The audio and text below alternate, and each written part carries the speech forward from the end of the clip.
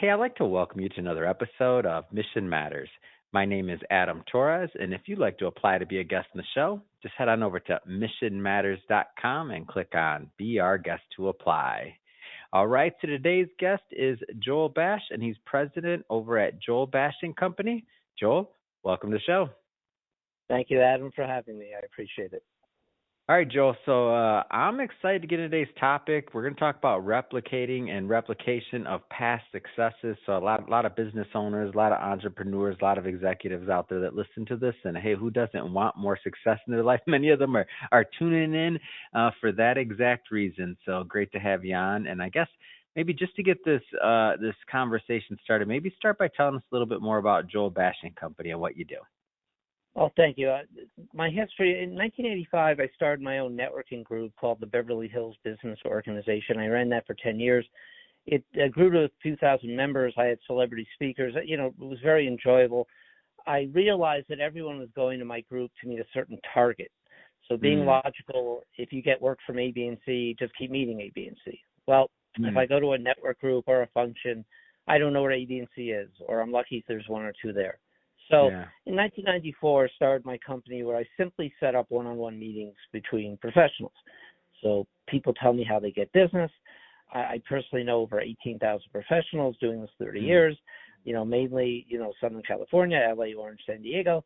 So I have a lot of knowledge, who's nice, who's friendly, who can refer work. I'm from Beverly Hills. I went to Michigan State. I'm a tennis player. I'm a golfer. Oh, so is Adam. I'm all about replication. I'm not a connector in the sense where I tell people who they should meet and get along with. People tell me who they want to meet. They tell me how they get business, how they've done it historically. And it just is very prudent to replicate that. Instead of having a situation, Adam, you're great, you're wonderful. I can't help you. I just can't refer work to you. That's good for business. No, tell me more, Joel. Tell me more about myself. I'm okay with that joking. Come on.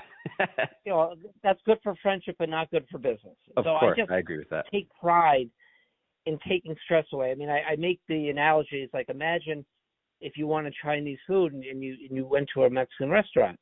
Now, obviously, you wouldn't do that, but you'd be frustrated. Good food, good people, but I wanted Chinese food. It's like when I go to an event, I don't know who can help me there, and my target isn't there, so I'm frustrated. I'm stressed. I'm trying to meet all these people, but they can't even help me anyway. So there needs to be an alternative. There needs to be a higher level. There needs to be an option. The world is about options. I can fly coach. I can fly business class. I can fly first class. But with business development, there's no options. I have to go to this place and eat what they give me. So I'm on the soapbox every day telling people, no, there is an option. You can come to me and you can tell me who you want to meet, and I'll introduce you accordingly. That's what I do. Yeah. You know what? Were you a natural connector before you got into this? And I know you don't use the word connection, so let me rephrase that. You're not a connector. You're giving very strategic introductions. So were you a person who liked to, I guess you'd say, bring people together and introduce them? Were you kind of that glue in the beginning before this, or like I get how you started, but I'm just curious if you had some of that in you already. Actually, no. I'm an introvert, by nature, but because I was in the family business out of college, and I didn't really want to be in the family business anymore. I was searching for my niche, and I started that networking group, and people would come to my events and say, I need to meet attorneys, I need to meet accountants, and I'd say, well, go meet them. And they'd say, well, I don't know where they are. I don't have the time to find them. And then the light bulb went off in my head to say, people aren't here to network. They're really here for introductions. I know all these people. I could just introduce them. Why am I giving them a smorgasbord of people when what they really want is an introduction? So just that natural progression, because I was searching for something, there was a calling there to say, this doesn't exist, but it needs to. And it's been 30 years. Wow. So in 30 years, I mean, obviously your Rolodex, I don't even want to deal with that. Like and actually, if it's been 30 years, then it did start with a Rolodex. So Rolodex to CRM, that's its own book in itself. But what have you, like nowadays? I mean, how do you find that? I don't feel like, actually, I'm not even going to say that. my question to you is, Joel, is has much changed with technology and everything else? I mean, a great introduction is still a great introduction. Am I off? No, nothing has changed. See, that's the Yeah. thing. The fundamentals still exist. I mean, you think about your best clients, your best friends started with, "Hi, I'm Adam."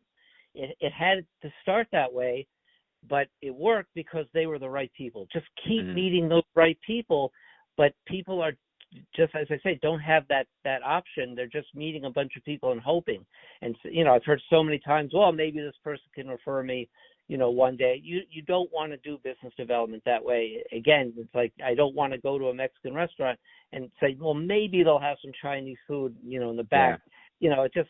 It's not an efficient way to do it. I mean, this is 2024 with all the advancements, but yet networking has not evolved. It's being done the same way today as it was done 250 years ago with Ben Franklin and Paul Revere, who were known networkers. Yeah. It just hasn't evolved, and I'm, giving people an option at a higher level. Yeah, and I love that you bring that up, and that's what I wanted to hear from you. Not just because it's validating what I already thought, but I'm genuinely curious because you're in this space day in and day out, and to me, like saying networking evolved in our lifetime is like saying human nature evolved in our lifetime. Like that ain't happening. Like we got a whole lot more time before we're wearing, not my generation at least, like where we're wearing this chip in our head and it's all changed. Like that is not happening anytime soon. But that being said, I see it, and I think this, to me, like anybody listening to this that thought otherwise, that thought that, oh, I don't know technology, I don't know this, I don't know that, it's still, if we're talking that the fundamentals still work, then the right business introductions are still like, that's the highest level still. Yes, I mean, as I said, there's no other way. It's like I tell people, if you want to build up a muscle in let's say your right arm, you have to pick up a weight in your right arm and just start doing curls. There's no shortcut to it, but it's the simplest thing in the world is picking up a weight and doing curls, and you will build the muscle. It's the same thing with business development. If you're meeting the right people, just by the law of averages, you're going to get business because you're meeting, that business is with these people. And so someone will like you. It's like the Woody Allen theory of success. 80% of success is just showing up, but you have to show up to the people that can give it to you. Otherwise, you're just, again, I want to play hockey. I'm at I'm at a football game. That doesn't help me. Just go to where your business is, and you're gonna get it. Yeah, I remember maybe, and for those my long-term listeners, they know this story. But my background is I was in finance for almost 14 years, and I remember as my book of business got bigger, and as like the client like threshold for how much somebody had to have on in investable assets to make it worth my time, or even like just possible. For the products that I was positioning, like it became like, oh, I can't do what I did in the beginning of my career when I could take anybody. And now if I'm just, hunting aimlessly for new clients, and if I'm not in the right rooms with individuals that have the net worth that was going to satisfy like my minimums, then man, I could go broke. I could spend a lot of time like chasing my tail and go broke. So this sounds to me like a little bit of a shortcut to getting to some of the right people, like ultimately. Well, yeah, I mean, you said it exactly. Again, it's like if I want to fly from LA, and if I want to travel from LA to New York, I can go by bus, I can go by train, I can go by, or I can go by plane. And so why would I go by bus where it's going to take me 5 to 7 days, whatever, when I can go travel 5 hours on a plane to achieve my result? So again, options. You need to have those options. Talk to me about like the science or the methodology behind what you do, because I'm sure there's a process. I'm sure there's processes, and I know there's only so much we can do in a 20-minute podcast episode. But give us a flavor for the methodology behind these introductions and why they're so valuable. Well, it's similar to the picking up a weight and doing the curling. It's like Bruce Lee, the famous martial artist, said, "I don't fear the man that knows 10,000 kicks, but I do fear the man that knows one kick and does it 10,000 times." Keep meeting your target.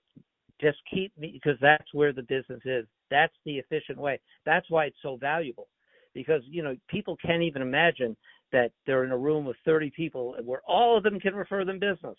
and Mm. they just have to meet you and know you and like you and hopefully bond with you with sports or Mhm. music or dinners, whatever it may be. But that's the ultimate business development. As Yeah. I say, people are hoping they can meet one person there, but imagine a whole room full Mhm. of your prospects. Yeah. It just doesn't exist, but it needs to, and that's the value that you're getting, with me. What do you do with I feel like you from time to time you must run into individuals that don't quite know their exact introduction that they want. It's hard to ask for something if you don't know exactly what it is, especially if you haven't had the most success lately with some things changing. Like how do you work with them? It would be very rare. I mean, anybody Mm. who's been in business for a while, they all know where the work is coming from. And if they don't, it's a Mm. problem. You need to know. Again, fundamentally, they need to know. Mm. Yeah, that's interesting. And now what I was thinking about is kind of like the avatar. So then it sounds to me like the people that you're working with, definitely not the startup where they're still kind of trying to figure it out. This is, or I should ask you, is this more for service based business? Is this more like where do you find kind of some of your niches are? Well, my specialties are service professionals. I mean, I Mm. can't help everyone. I mean, if someone said, Joel, we make eyeglasses, who are you going to introduce me to? Or, Yeah. Joel, I work at Nike or Google, who are you going to introduce me to? Mhm. That's a full-time job within itself. But within the service professional community, all the attorneys and accountants and bankers and consultants and real estate and mortgage, insurance, et cetera, they all give work to each other. Mhm. So again, it's just finding each other, doing it efficiently. I mean, how many times has someone said, "I'll give you these referrals," you never hear from them again, Yeah. or you try to even reach them and they don't answer you. There's a lack of efficiency, and then you get distracted, and then it doesn't happen. Through me, it happens over and over, and everyone's vetted, and everyone is followed up Mm. with. So it's but it works. Yeah, and talk to me about the other side of the equation. So obviously the person you're being referred, and we've kind of talked about that. What about the person that's accepting the referral? I feel like a lot of that has to be based on your vetting and your reputation, really, for them to even want to take it many times. Like, talk to me about the other side of that equation. Yeah, no, that's a good question. And yes, it's exactly what you said. People trust me that I bring them nice, friendly people, and Mm. they're all vetted to, if they're happy with whom they're working with, they say, Joel, no reason to meet Adam. I'm happy with whom I'm working with. But if Yep. they're not, it's open to a new relationship. And that's the key. It's the relationship that drives the business. If they like you, and again, if you can socialize with them in any way, you're going to be in. But I Mm. get you in the door. That's again, your biggest clients, your best friends in the world just started with that introduction, and it built up from there. But it worked because they were the right fit. So just keep meeting those right fits, but just getting in front of them is half the battle. Yeah, I definitely agree with that. What do you like as you're out there? Obviously, you've been doing this for a long time. How do you keep your database going or your relationships continually expanding? Because that can't be obviously people retire. There's new people entering the field. Like you're in my opinion, a very people intensive business. How do you keep your database getting full with the most relevant people? Yeah, I mean, people refer me, frequently. I go to events. Yeah. People invite me to networking events. But every day, I'm meeting people either in person or on Zoom, and as many people as I know, I want to know that many more. It makes me stronger. But Mm. everyone I meet, whether we do business or not, it's all knowledge. So somebody can help somebody, and that's where I take pride. As I say, I want to take stress away from people from trying to find these people, and they could be in the same office building as you, but you just never knew that Mm. that there was someone there that could help you. But someone needs to get that knowledge, and that's what I'm doing. Yeah. Any tips on how to manage those because you've been dealing with thousands of people through the years, so you obviously on your end have your systems down in terms of how you're making these introductions, but for the people receiving them that maybe haven't had the best management systems in a long time, and I don't mean it has to be tech, but however you're ranking, like what I mean, let us behind your doors a little bit here. Like how are you managing all those contacts and data?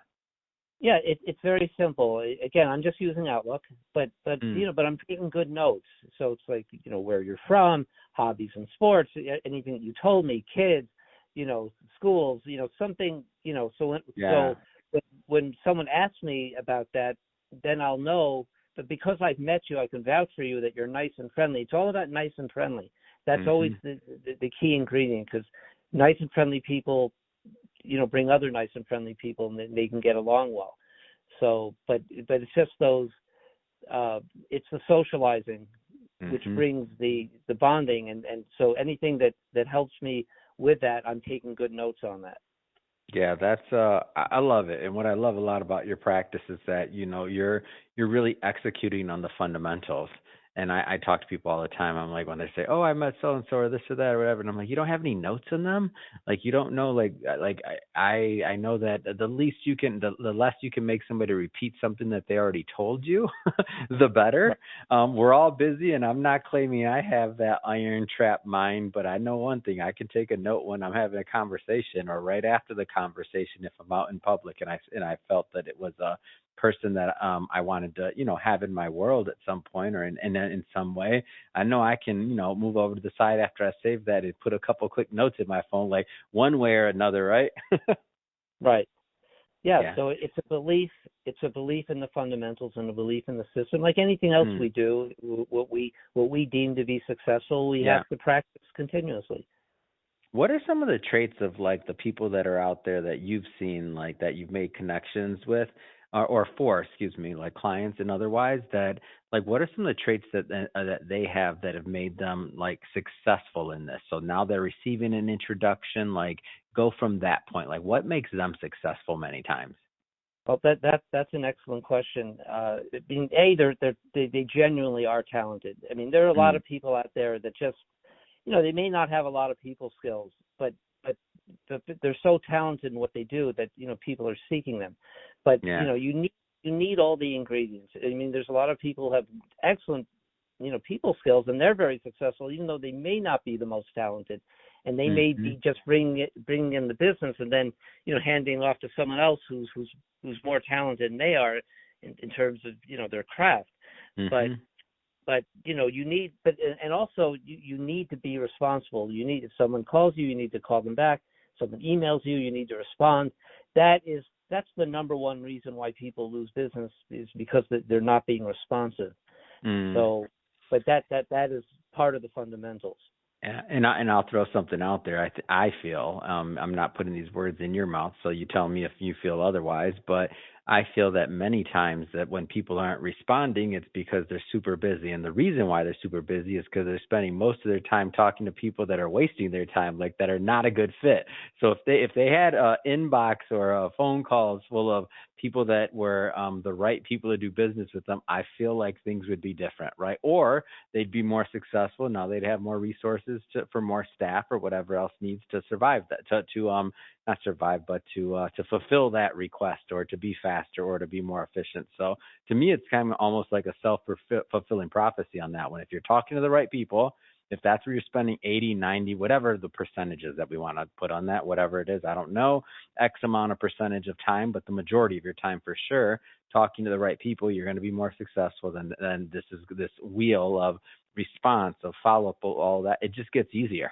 It just gets you, even just mentally, it gets easier because now you're having more success. And I don't know if it's just me, Joe, but I'll tell you, when I'm gonna run and when I'm feeling everything's going right, I just have so much more energy. If I'm on a losing streak, then man, I'm just like, oh, it's hard. It's hard to return any email. Well, see, again, I'm to the philosophy you have to return them, just Yeah, for credibility purposes, because again, absolutely. you have to have humility, and you can't underestimate anyone. You don't know if that person, if that you didn't respond to, either Yep. A, could be a great client for you, or B, refer you to someone that's great. But Mhm. for your credibility, you have to respond. Yep. And some people get that, some people don't, like anything else in the world. But that's Mm. the way I feel. Yeah. No, I agree. And if they took their time to write you an email, I mean, that's just the respectful thing to do. I don't know. That's the Midwest in me. I'm like, I respond, and you got to respond. That's the main thing. Um, Well, Joel, I'll tell you, this has been, I feel like you taught us a bit of a master class here today on business introductions, why they matter, really why they're an efficient way of getting goals done. So I think it's awesome overall. And then also one of my main takeaways is that the evolution of this has not changed. Like, and you've been doing this for 35 years, so I'm going to take your word for that because this is your business, and I know you're good at what you do. So that being said, Joel, if somebody's listening to this and they want to follow up and they want to learn more and connect with you and your team, how do they do that? Well, thank you, Adam. Appreciate that. My email is joel@joelbash.com. Website, joelbash.com, and I'm on LinkedIn, and so anybody that wants to reach out and say hello to me, I'm happy to do it. Fantastic. And for everybody listening, we'll also we'll put the website, so joelbash.com, super simple, but we'll still put that in the show notes so that you can just click on the links and head right on over and check out Joel.